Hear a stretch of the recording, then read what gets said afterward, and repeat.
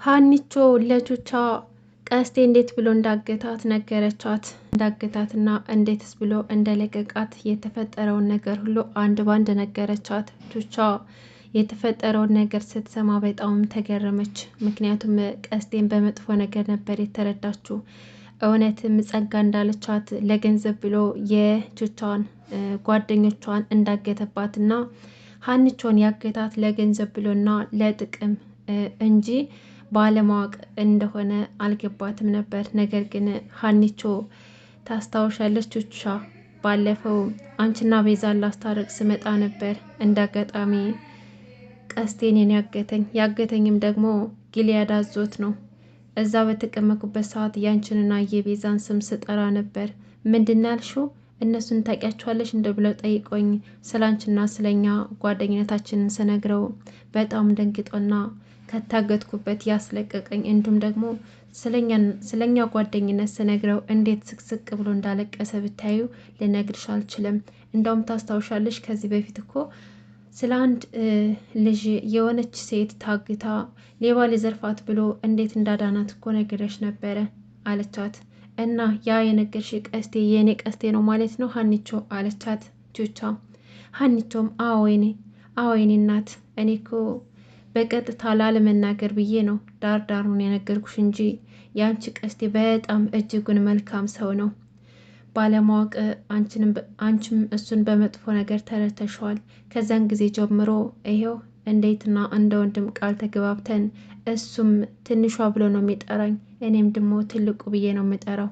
ነገር ግን ዛሬ እንገርሽ ነገ እንገርሽ እየተባባልን በመሀል ነው ጸጋ የቀደመችን ብላ ነገረቻት። ሰላም ሰላም! ውድና የተከበራችሁ ቻናል ቤተሰቦች እንዴት ናችሁ? ደህና ናችሁ ወይ? ከኔ ጋር ሁሉም ሰላም ነው።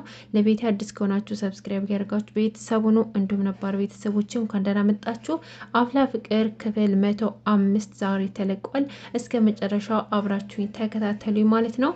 አፍላ ፍቅሮች እንግዲህ ዛሬ በአዲስ ክፍል አዲስ ትምህርት ጀምረዋል ማለት ነው። የአዲስ ዓመት ትምህርት ገብተዋል።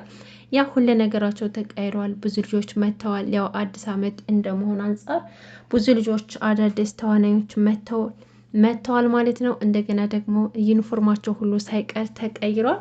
በጣም ደስ ይላል። ግን ዛሬ ትንሽ ዘብረቅረቅ ብሏል ማለት ነው ብዙ ሰዎች ስላሉበት። ይሄ ደግሞ የወለድ ድራማውን ሞቅና ደመቅ ያደርገዋል ብዬ ነው የማስበው። ግን ከዚህ ሁሉ በጣም ያስደሰተኝ ነገር ቹቻ እና ቤዛ በመታረቃቸው እንዲሁም ደግሞ ቤዛ እንደዛ ተጨንቃ ጓደኛዋ ካለችበት መጥፎ ስሜት እንዲሁም ደግሞ ካለችበት ሐዋሳ ድረስ ሄዳ አፈላልጋ አምጥታት ዛሬ ላይ ልክ እንደ ጓደኞቿ ትምህርት እንድትጀምር በማድረጓ በጣም ደስ ብሎኛል ማለት ነው። ምክንያቱም ቹቻ ጸጋ ያደረገችባት ነገር ለሷ አይገባም። አንደኛ ቀስቴ እየተጎዳ ነው። ቀስቴ በጣም ከልክ ያለፈ ፍቅር ነው ጸጋን ሄዳ ብታበላሽበትም ቹቻን ከልክ በላይ ነው የሚያፈቅራት ማለት ነው። ስለዚህ አሁን ቀስቴና ቹቻ ነገሮቹን ያስተካክላሉ ብዬ ነው የማስበው። ምክንያቱም ሀኒቾ ለቹቻ ስላስረዳቻት ማለት ነው በምን ምክንያት እንዳገታትና ነገሩ እንዴት እንደተፈጠረ ስላስረዳቻት አሁን ላይ ነገሮቹ ቀላል ይሆናሉ ማለት ነው። ብሩኬም ደግሞ ሀኒቾ የተፈጠረውን ነገር ነግራው ከነሱ ጋር ያላትን ጓደኝነት ትንሽ ቀነስ እንድታደርግ ነግሯታል ማለት ነው ለሀኒቾ። ሀኒቾም ደግሞ እሺ ብለዋለች። ነገር ግን ሀኒቾ ለቹቻ በጣም አዝና ነበረ። በጣም አዝኛለሁ እያለችም እየነገረችው ነበረ። እንዲሁም ደግሞ የቤዛም ነገር በጣም ያሳዝናል ብላ ነገረችው። እሺ የቹቻስ ይሁን ደግሞ ለቤዛ ለምንድን ነው የምታዝንላት ብሎ ሲጠይቃት ቤዛ በጣም ታሳዝናለች፣ ግትር ናት። በቹቻ በገጠማት ነገር ራሷን ተጠያቂ አድርጋለች። ሌላው ደግሞ በጣም ልቧ ተሰብሮ አዝና ነበረ አለችው። ከዚህ በፊት ቀስቴ ለያሬድ ቤዛ ፍቅረኛው እንደሆነች ስለነገረው በዛ ተበሳጭታ የቹቻ እጅ እንዳለበት ነበር የምታውቀውና እንደዛ ብላ አስባ ቹቻን ተጣልታት ነበረ። እሷም በዚህ ምክንያት በጣም አዝና ነበር አለችው። ቆይ ግን ያሬድና ቤዛ ያላቸው ግንኙነት ምንድን ነው ብሎ ስጠይቃት ያው ያሬድ በቀስቴ ምክንያት ፍቅሩን ይፋ አድርጓል፣ እንደሚያፈቅራት ገብቶታል። እሷ ግን በጣም ግትር ስለሆነች ያው በጣም እንደምታፈቅረው ግልጽ ነው። ነገር ግን ራሷም ማወቅም አልፈለገችም። ያሬድን እንደምታፈቅረው መረዳት አልፈለገችም ብላ ነገረችው። እና ታዲያ አንቺ እንዴት አወቅሽ ብሎ ሲነግራት ያው ከምታወራቸው ነገሮች ሁሉ ያሬድ እንደምታፈቅረው ግልጽ ነው። ነገር ግን ሀኒቾም ቤዛ ወግ አክራሪ እንደሆነች ለብሩኬ ነገረችው እና ብሩኬም ደግሞ በቃ ከነዚህ ልጆች ያለሽን ግንኙነት ቀነስ እንድታደርግ ይፈልጋለሁ። ምን ይታወቃል ደግሞ አንቺም እኮ ከአንዲቱ ጓደኛሽ ጋር ብትጣሊ አንቺም ሀዋሳ ሄደሽ ደግሞ ሀዋሳ ለሀዋሳ እንዳልንከራተት እፈራለሁ። ስለዚህ ከእነሱ ጋር ያለሽን ነገር ቀነስ አድርጊ ብሎ ነገራት። ሀኒቾም በቃ አሁን የተፈጠረውን ነገር ለቹቻ ላስረዳትና ያለኝን ግንኙነት እቀንሳለሁ ብላ ቃል ገባችለት። እንግዲህ ያው አዲስ ትምህርት ስለተከፈተ ሁሎችም ተሰብስበዋል። ጸጋ ደግሞ አቡሽን አግኝታው ዛተችበት። እኔም ብትፈራኝ ይሻልሃል፣ ደግሞ እዚህ ምን ቀርቶ ሆነ የመጣኸው? በክትትል ስር ነው ያለኸው፣ በአይኔ ስር ነው ያለኸው። የምታደርገውን እያንዳንዱን እንቅስቃሴ አይሃለሁኝ እንዳትረሳ ብላ ነገረችው። አቡሻም ደግሞ ቆይ አስናቀች፣ ለምንድን ነው ከዚህ የበለጥ የምታስጨንቅኝ? ለምን የምታደርጊውን ነገር ሁሉ አሁን አታደርጊውም? ማለቴ ሁሌም ስለ በቀል እያወራሽኝ ከምታስጨንቅኝ ለምን አሁኑ ተበቀለሽኝ አልገላገልም እያላት። ሄለን ደግሞ ስትመጣ ጸጋና አቡሻ ቆመው እያወሩ ነበር። ጸጋ ሄለን ስትመጣ ስላየቻት ልክ የሆነ ስለ ፍቅር እያወሩ አስመስላ ጠጋ ብላ የኔ ቆንጆ እያለች ታናግረዋለች። ሄለን ይሄን ስትሰማ ተቆጥታ ጥላቸው ሄደች። አቡሻ ግን አላያትም። አቡሻ አሁን ሄለንን ነው የሚያፈቅረው። እሷ ደግሞ ያንን ከሄለን ጋር ያለውን ፍቅር ለማበላሸት ደግሞ ይሄው ደፋ ቀና እያለች ትገኛለች ጸጋ። ያሬድ ደግሞ ሄለን ለምን እንደራቀችው ግራ ገብቶታል። አይ ይሄ ነገር አሁን ላይ ሄለን ለምን ራቀች? ለምን ተቀየረች? ምን አግኝታ ነው? ምን አዲስ ነገር ተፈጠረ? እያለ ራሱን እያስጨነቀ ሄለንን እየተከታተላትና ጸጋን እየጠየቃት በጥያቄ ሁሌም እያዋከባት ይገኛል ማለት ነው። ጸጋም ደግሞ አይ ይሄ ነገር የፈራሁት እንዳይፈጠር ፈራሁኝ። ወንዶች እኮ የጣላችሁትን ነገር ሰው ሲያነሳባችሁ አትወድም። ምናልባችም እንደዛ ሆነ ይሆን እንደ ብላ ስጠይቀው ያሬድ ደግሞ ጸጋ ምን ሆነሽ ነው እንደዚህ አይነት ወሬ የምታወሪው? ምን አስበሽ ነው? እኔ እኮ ያሬድ ነኝ ብሎ ጮህባት። ለነገሩ ግን እንደዛ ነበር የሚመስለው። ሁሌም ስለ ሄሉ ይጠይቃል። ምንና እኔ ራቀችኝ እያለ ሲጠይቅ ነበረ። እንግዲህ ቤዛና ሀኒቾ እንዲሁም ቹቻ ተገናኝተው የተፈጠረውን ነገር ሁሉ ፈተዋል። እንዲሁም ቹቻዬ ደግሞ ስላደረጉላት ነገር ሁሉ አመስግና እንዲሁም ደግሞ ያው ሀኒቾ የነገረቻት ነገር ውሸት መስሏት ነበር። ነገር ግን እውነትና ምንም ውሸት የሌለበት ነገር እንደነገረቻት አስረዳቻትና ሀኒቾ ቤዛም ያላትን ባህሪ እንድታስተካክል ነገረቻት። ምንድን ነው ማስተካከለው ብላ ስጠይቃት ግትርነትሽን አስተካክል፣ ቢያንስ አንዳንድ ጊዜ የራስሽን ብቻ ሳይሆን ሰዎችንም ለማዳመጥ ሞክሪ ብላ አስረዳቻት። እሺ በቃ አስተካክላለሁ ብላ ቃል ገባችላት። ቹቻም አዎ ሰው የሚልሽን ነገር ሙሉ ለሙሉ አትስሚ አንቺ። አሁን አንድ ሰው መቶ ቹቻ እንደዛ ረግትሽ እንኳ ቢሉሽ አታደርግም ብለሽ ተከራከሪ። እኔ ምንም እንኳ ክፉ በሆን እኔ ባንቺ ላይ መጥፎ ነገር አላደርግም። ደግሞ እንኳን ባንቺ ላይ ቀርቶ በማንም ሰው ላይ ከጀርባ ተንኮል አላስብም። እኔ ከአሁን በኋላ ማንም ሰው እንደዛ አደረገች ቢልሽ እነሱ እንዳታምናቸው፣ አታደርግም ብለሽ ድርቅ በይ አለቻት። ቤዛም ደግሞ እሺ በቃ እሺ የኔ እናት ብላ ተቃቀፉና ወደ ትምህርታቸው ሄዱ። በጣም ደስ ይላል ጓደኝነታቸው ስለተመለሰ። ሄሉ ደግሞ መሀል መንገድ ላይ ናት። ጸጋም ጋር ተጣልታለች። ቤዛም ጋር ደግሞ የቤዛን ይቅርታ ብታገኝም ልክ እንደ ድሮ ግን ጓደኛ ወይም ደግሞ እህቷ ልታደርጋት አልቻለችም። ምክንያቱም ውስጣቸው በጣም ተራርቋል።